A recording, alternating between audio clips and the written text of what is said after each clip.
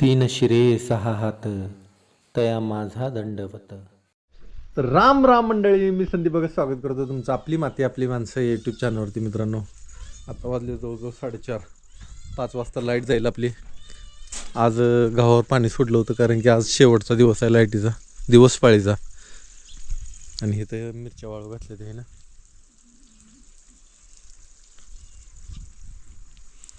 इथं पांडू म्हणतोय मला काहीतरी खायला दे, पण त्याला मी खायला आताच नाही देणार, रात्री त्याचा टाईम. ते आर्थिंगला बी देऊ ग पाणी तेवढं. अरे रे रे रे रे, स्वयंपाक खोलीत आलं का वाहून तुझ्या? नाही ना, बर. या नारळाला बी जरा सोडायला पाहिजे पाणी. हां घे इकडं, लाईटीचा टाईम झाला जायचा, थोडंफार त्याला बी पाणी भेटेल ना. सगळ्या झाडांना पाणी मिळते, त्याला लय दिवस झालं पाणीच नाही. उगं थोडंसं चालू कर का, हे चालूच आहे आता एवढं हाय.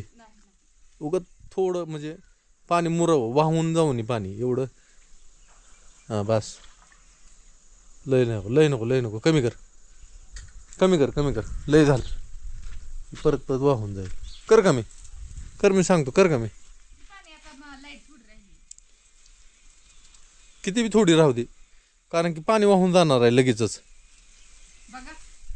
कर कमी. हां बस, राहू दे आता. आता हळूहळू मुरल. ही मनी अण्णा आम्हा जिकडं जाईल तिकडे येणार. हां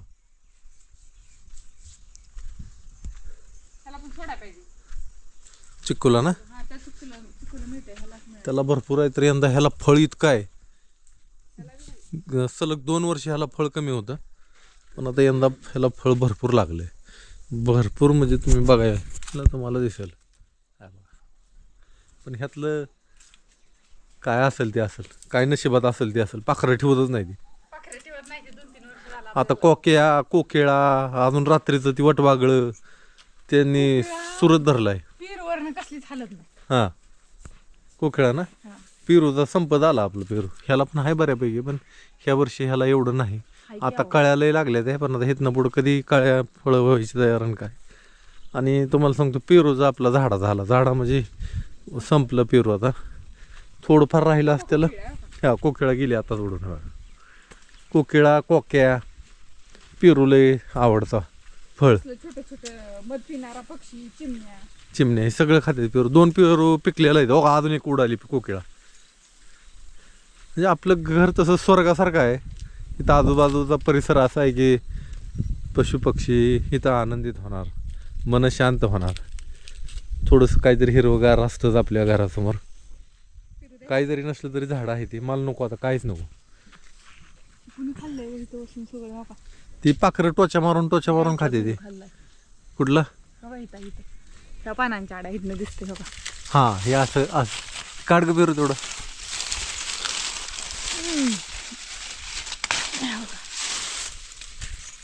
हे पक्षी असं टोचा मारून खाऊन टाकते. ते गोड आहे ना. मला भारी सापडला. आणि पहिलं चिक्कू आपला गट्टू लय खायचा, त्याला लय आवडायचं चिक्कू. गट्टू एकदम गुड बॉय होता, एकदम चांगला प्राणी. त्याला माणसाच्या भावना कळायच्या, माझ्या भावना तर कळायच्या. ते पाळायच्या टायमाला लय लोकांनी मला भीती घातली होती की रॉटव्हिलर आहे, ते काय खतरनाक आहे. पण गट्टू त्याच्यापेक्षा जरा वेगळा होता. ते लय प्रेमळ होता, कधी कोणाला चावला नाही. त्यांनी फक्त घराचं राखण केलं. घराचं राखण म्हणजे त्याने भोकायचाही सगळं त्याच्या पद्धतीनं त्याचं तसं काम करायचं. पण कोणावर असा अटॅक नाही केला, कोणाला दगा धोका केला नाही. हां आम्ही नाही तर काहीतरी काम करत होतो बायका, असं दुपारी जेवायला बसलो होतो आणि कोणीतरी भेटायला आलतं आणि बोलत बसला होतो मी मस्त पैकी पोर्च मध्ये. आणि तुम्ही काहीतरी घरात आणायला गेलो आणि ती माणसं उठली आणि चिक्कू तोडा गेली. होय. आणि गट्टूला माणसं भ्यायची ना, आम्ही सुद्धा भिन असं कोणी यायचं असेल की बांधून ठेवायचं. त्यानं साखळी तोडून ताना घालला होता. नाही त्या माणसाने सांगितलं होतं, म्हणलं तिकडे जाऊ नका. आणि ती त्याच्या आवडीचं फळ आहे ना चिक्कू, आणि ती चिक्कू तोडत होती. त्याला ताणलं, घरातच पळवत आली ती माणसांना पळायचं कळत नव्हतं. असं तर गट्टू होता. सावला गेले नाही लाईट बघत, गेली light 5 वाजले. बरं मी आता काय करतो, जातो आणि गायना पेरू घेऊन खायचं का? लय येतो. भारी हे आता काहीच नाही मला भूक बघा ना पेरू तरी. लय मस्त आहे, सगळं खरं आहे, पण पोटात काहीच नाही, भूकच नाही, जागाच नाही. तर तुम्हाला सांगतो आज खीर केली होती आणि इतकी मस्त झाली ती खीर. जोडगव्हाची खीर होती आणि जोडगव्हाची खीर इतकी, आज दिवसभर खीरच खातोय.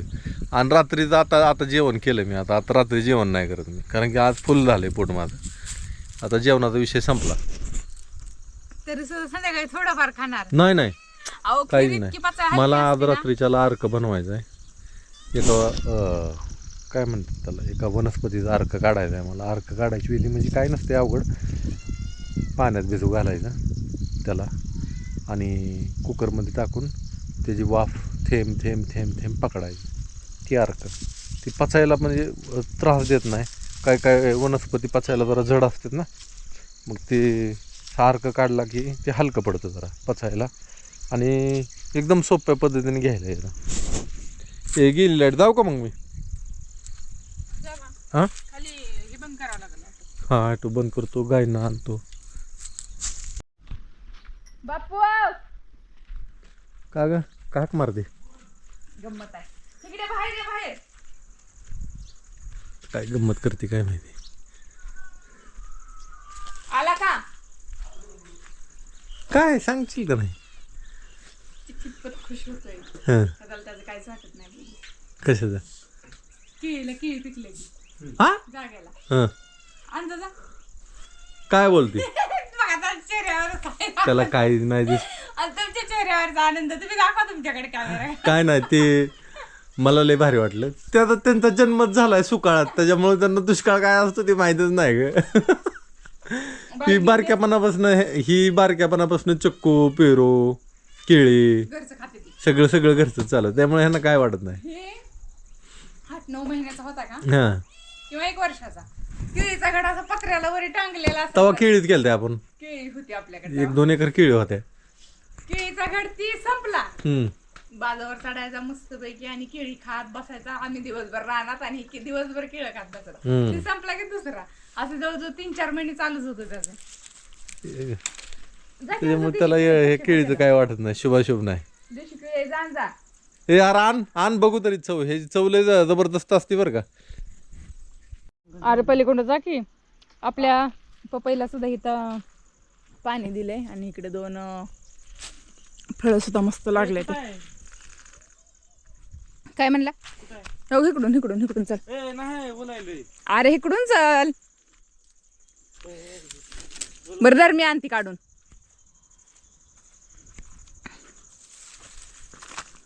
पायच भराल की काय होते. हिथनं उडी मार की तिथं जा आणि तिथनं मधनं जा. सगळं वलाय मध्ये मधनं कुठनं जाऊ. माणसं चिखलात पाहिजे ते आर चांगलं खायला मिळत असल्यावर. काय रे?